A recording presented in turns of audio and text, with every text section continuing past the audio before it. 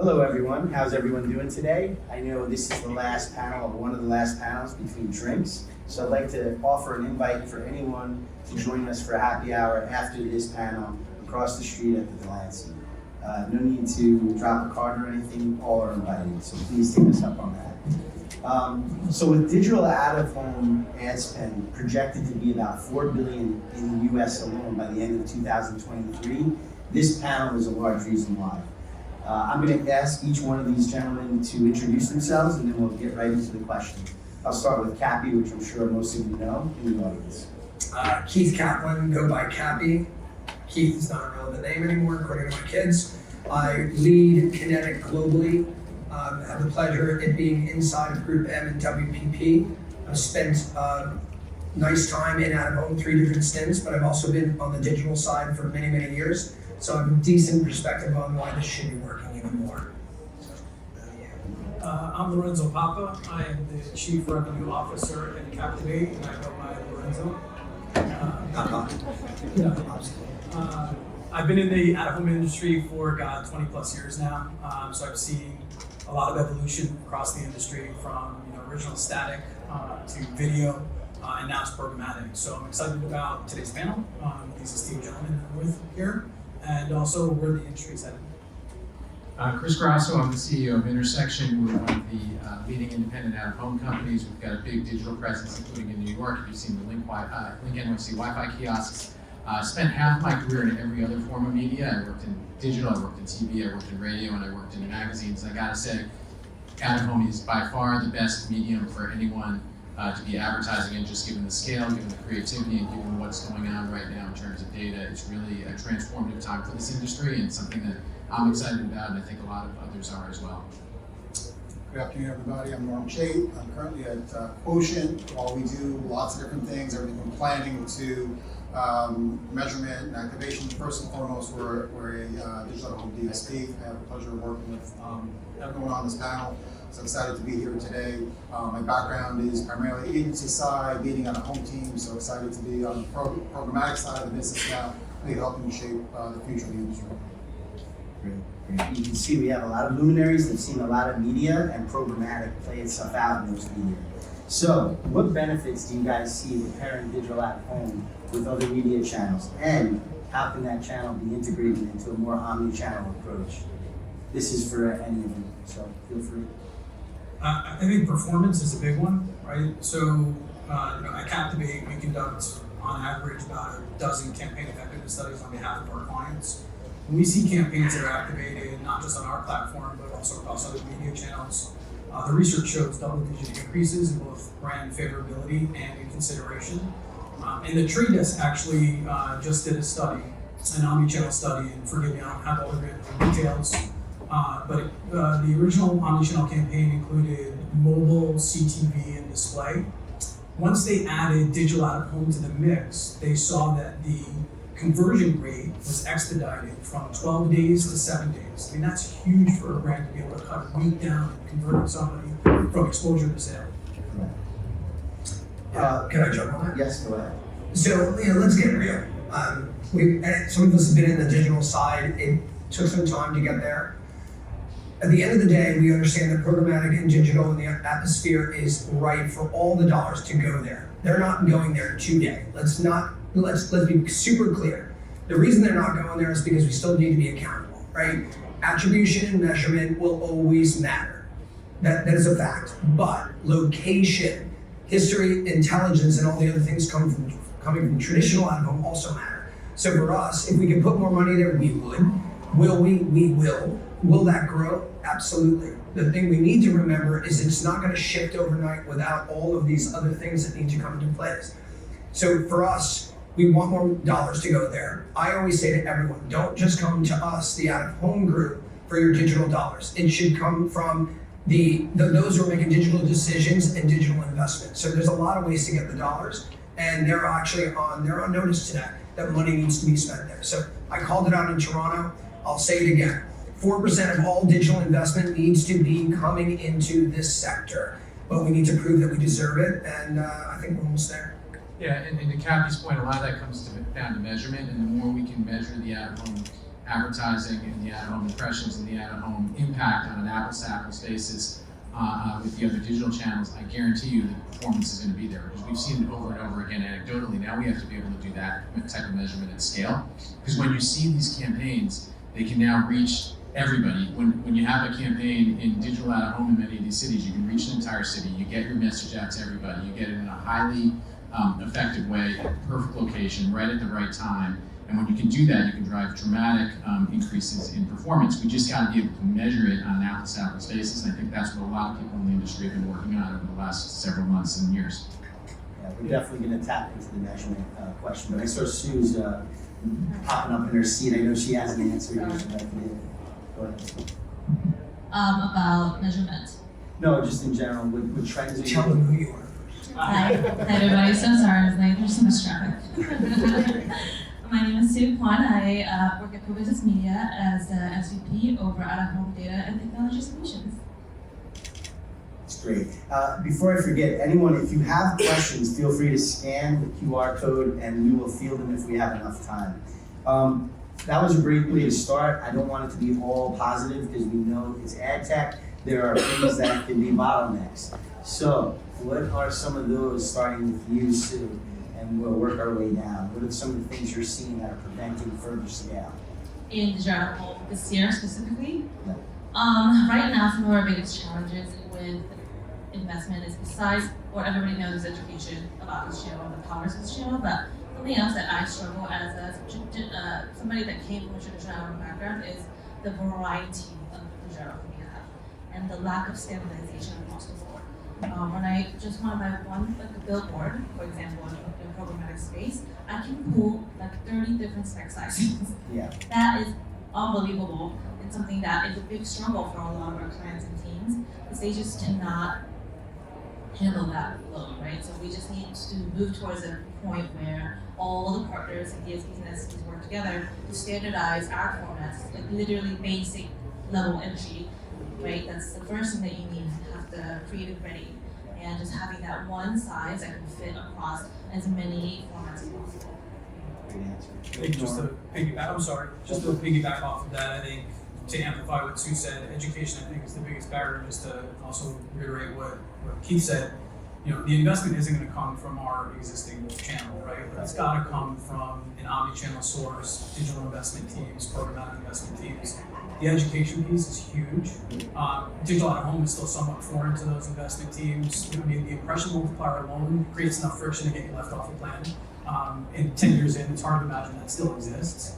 And what Sue said is absolutely correct. Lack of universal creative specs is definitely a barrier. And I also think lack of consistent, independent, third-party measurement across all inventory industry-wide is also a problem. It creates a challenge on the buy side when you have ComScore, Kantar, Geopath, like, you know, with traditional digital, it's not even, right? With linear, it's kicking down, like what means it, right? So I think that those combination of those three things make it challenging for a buyer. Yeah, I was just gonna say there's two things that popped into my head when you asked the question. One, I think we touched on it really a bit, is education. I think there's such a really diverse gap as far as, you know, who you're talking to. There's a lot of instances where I'll reach out to a group director who's a veteran in the business, and you know, I'll ask them, why isn't this coming programmatic? He's like, oh, I pitched it, I proposed it as a programmatic buy, and the client said no. But that's where it ended. They weren't able to defend it in a way that actually created an opportunity that was bigger than what they were always historically done. So being able to arm them with the right story, with the right value proposition, there's still a lot of opportunity for us, a lot of work to be done there. I think the other part is also asking the right questions and figuring out who owns the money. Like, there's a lot of sources of funds and lots of different teams. And in many cases, we're just talking to one person. But there's a digital budget, there's a national brand budget, there's a shopper budget, there's a lot of different stakeholders that, unless you actually systematically go through all of those stakeholders, there's money on the table that's just not getting tackled. Chris, with the diversity in environments that you find your experience applies in, how's this playing out for you? Well, I think we've been pushing to try to get standardization, and I think one of the most important things is to get to IAB standard units, because then everything becomes a lot easier. If you can start to morph 300 by 250 or 300 by 600, most of our screens are in a small format. But I would also add, I think the biggest friction I see is the use cases on programmatic. so much of digital programmatic is retargeting. That's not something that out-of-home is going to be as good at.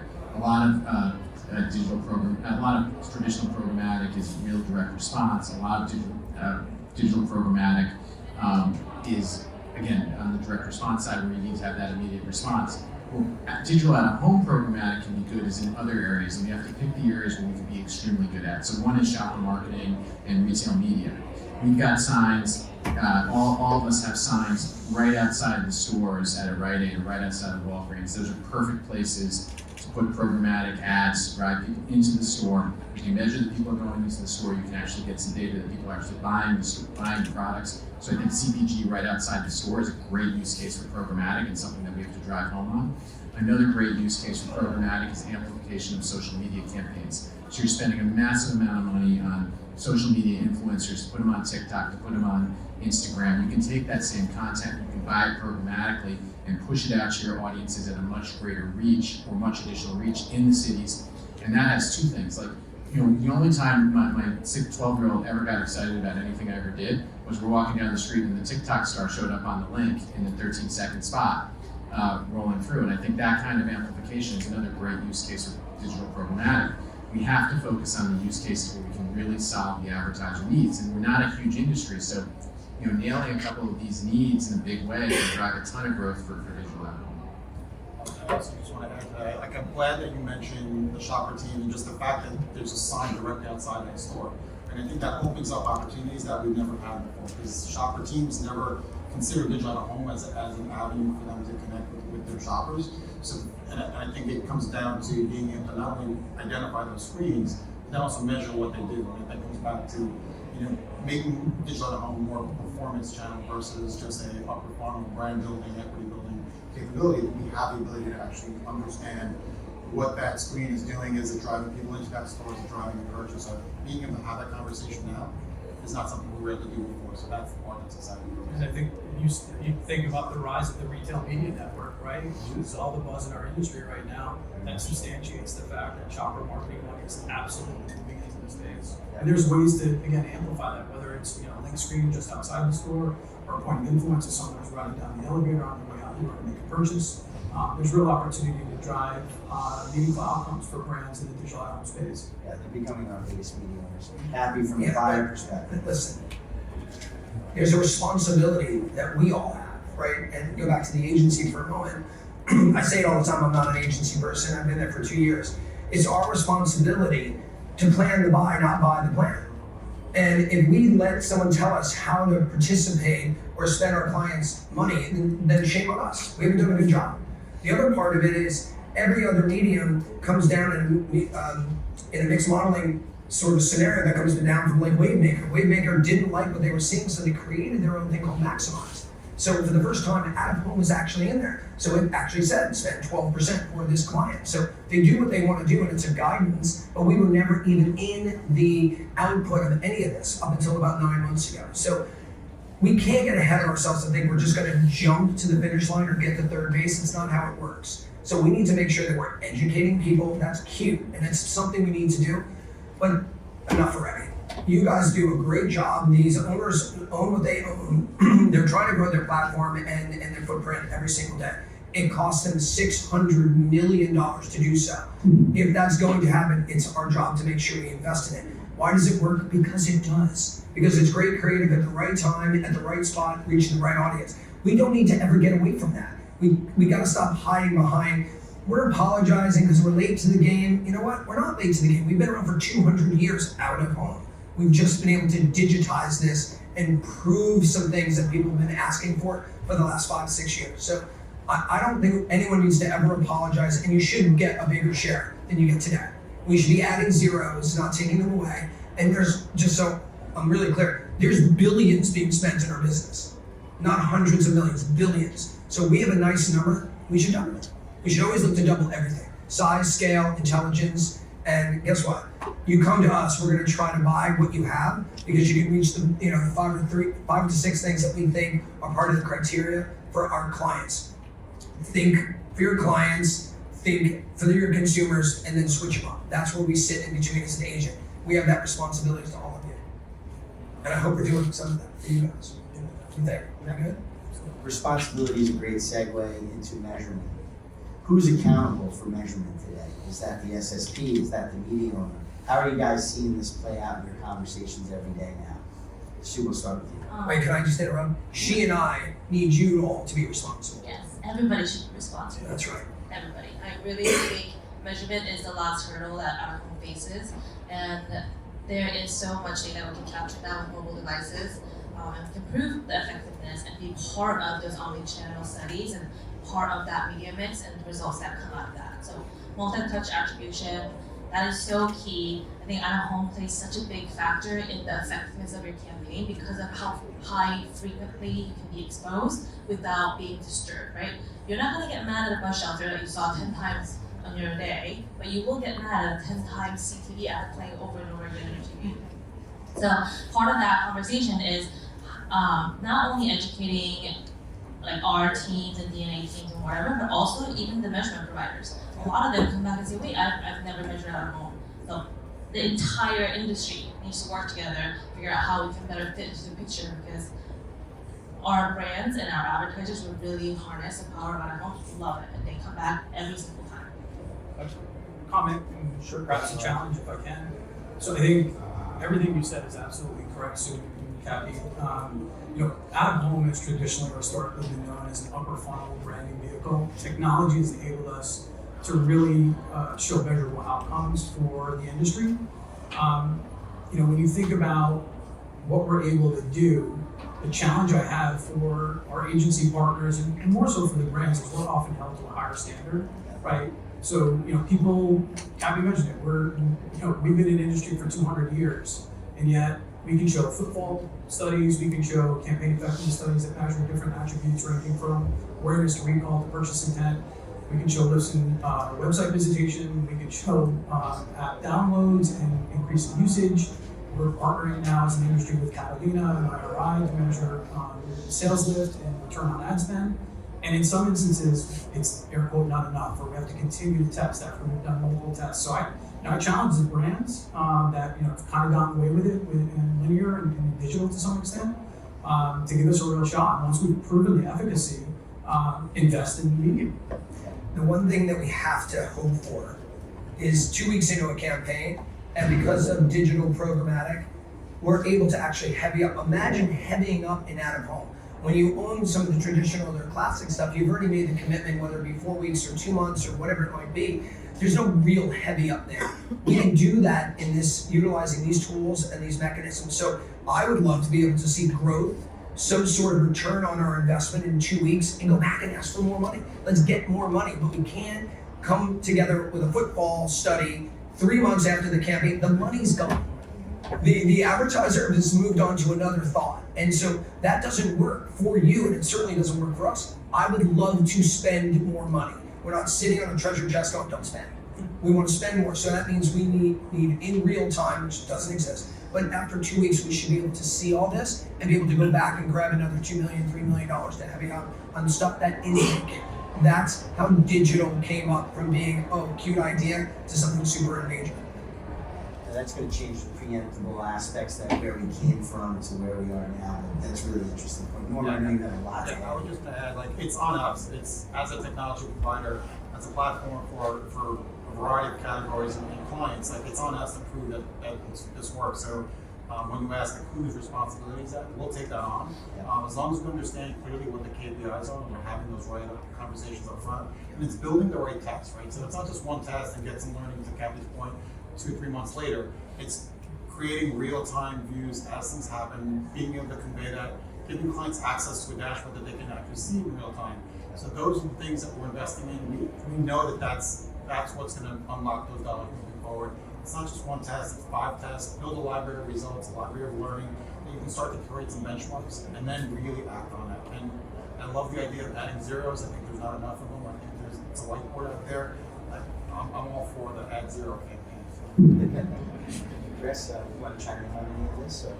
Quick point, I agree it's got to be the technology providers. The SSPs and the DSPs are gotten into the value chain. They've got to add value here more more than just automation, and the way they can do that is measurement. So to the extent that the SSPs or the DSPs can work, and I think the Quotient's done a phenomenal job at this, really help us unlock that, because they've got this scale across multiple publishers. Out of home is relatively fragmented, and being able to pull together the multiple publishers and overlay data can help scale the programmatic channel in a more effective way than any individual publisher can do by themselves. That's great. Lorenzo, this one's near and dear to my heart. It has a video question that's probably near and dear to your heart as well. How does video fit within the digital out-of-home channel? I think video is going to be the driver of growth for our medium for the next few years. I mean, if you think about some of the bigger billboard companies now converting their legacy image over video, that scale alone is going to drive consideration for our space. I think as an opportunity, especially for a place-based network like Captivate, CTV makes a tremendous amount of sense. I mean, certainly brands, for the most part, are looking to shift their linear dollars into CTV. There are still fairly pitfalls with CTV. It's much like at home, it's super fragmented. It's difficult to buy. There's still some of those pitfalls that exist in traditional digital with fraud and viewability standards, etc. And measurement for that matter. Captivate operates now a new network in high-rise residential buildings. So for us, that's an absolute natural complement. All of that inventory is programmatically enabled, so you can deliver on a campaign in the same exact environment you would otherwise target CTV for. Right. You can pass the signals that substantiate the buy as well. Anything from an IDFA and IFA device ID. Sure. But I think the public versus private video debate is raging here in digital out of home. I think it's really about engagement.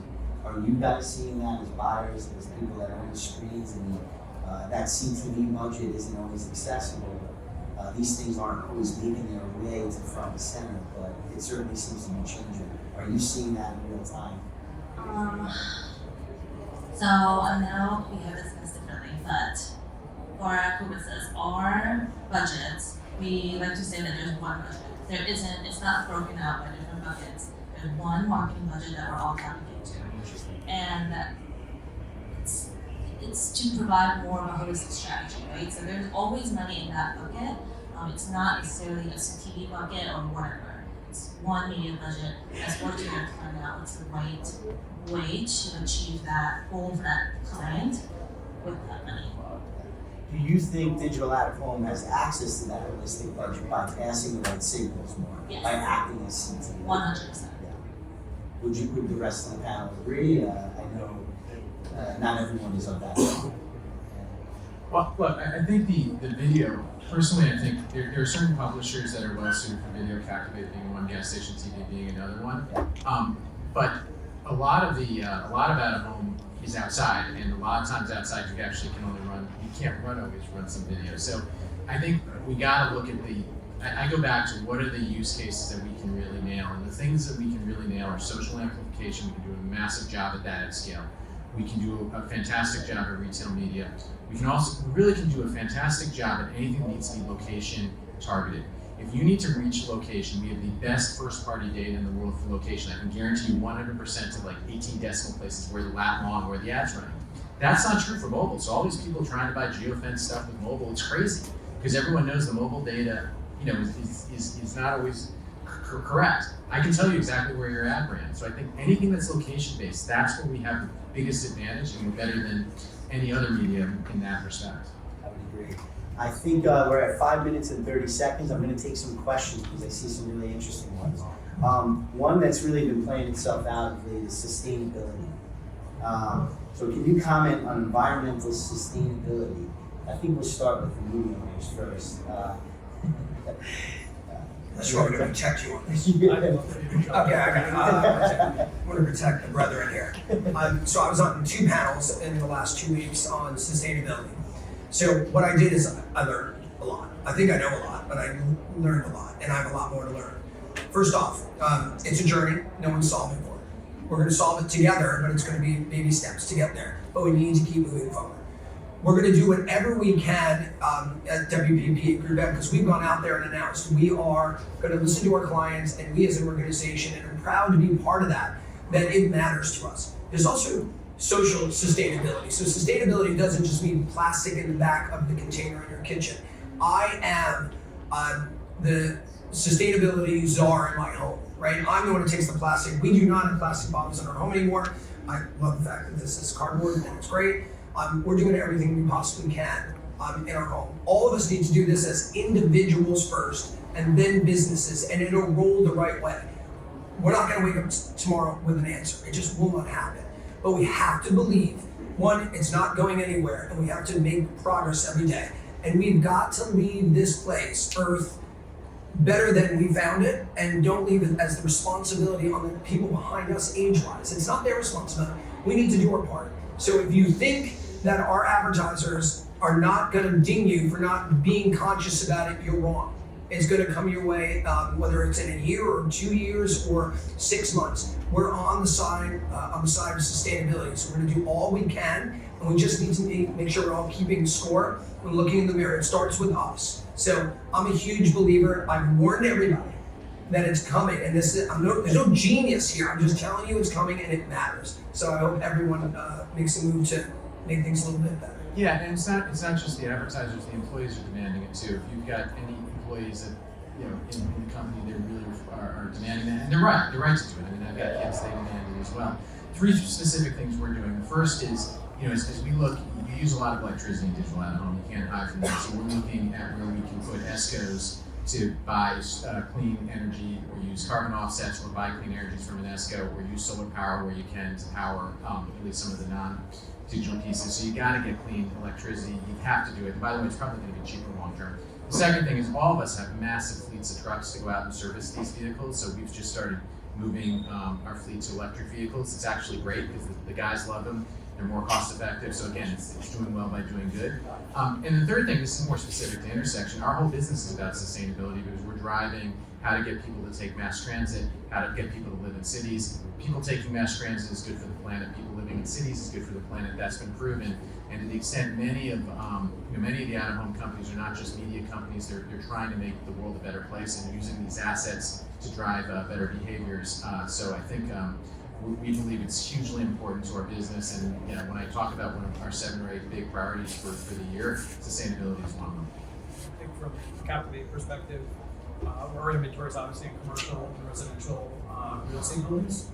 So we're prioritizing new installs for those buildings that are LEED certified and sustainable, and that's how we're achieving it. These are great answers. I didn't expect this. So, The thing I was gonna add was that out of home, when you're investing in out of home, you're investing in that local market. Like no matter what, all those dollars will eventually feed into the city. Intersection, all these companies are doing a great job working with our municipalities to fund a lot of things that can lead into sustainability. I really think out of home's key benefit is how local driven it is.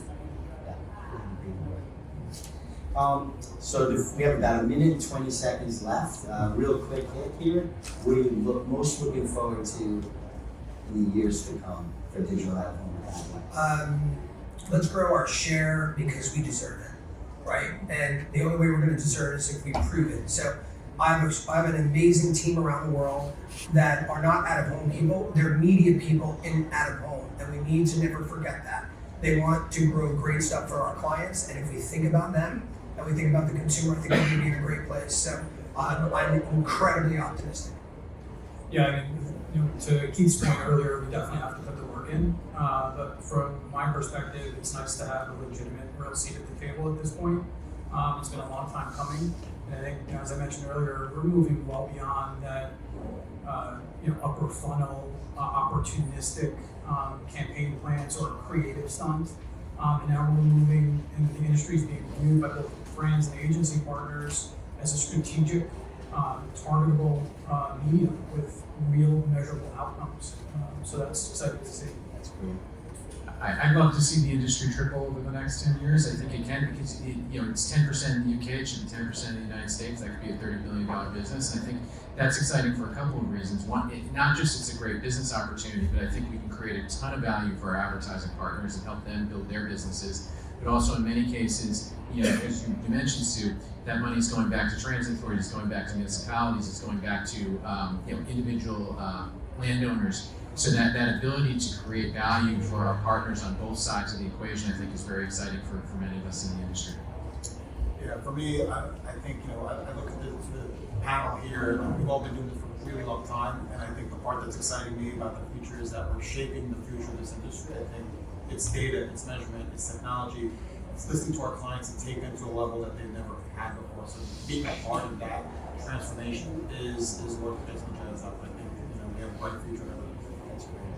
Love all the answers so far. I'm gonna say I'm really excited for true 5G technology to roll out. So I really think it's gonna have a transformative effect on the general home, especially as a lot of the problems that we face right now in the channel is technology driven, and the lack of real-time data and technology that's limiting that. I think 5G is really gonna put us all on the That's great. I'm going to take the last 10 seconds to answer my own question. The spirit of collaboration, just here on this panel alone, is what excites me.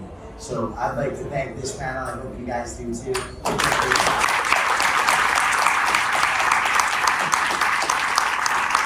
Please don't forget to join us across the street for a drink.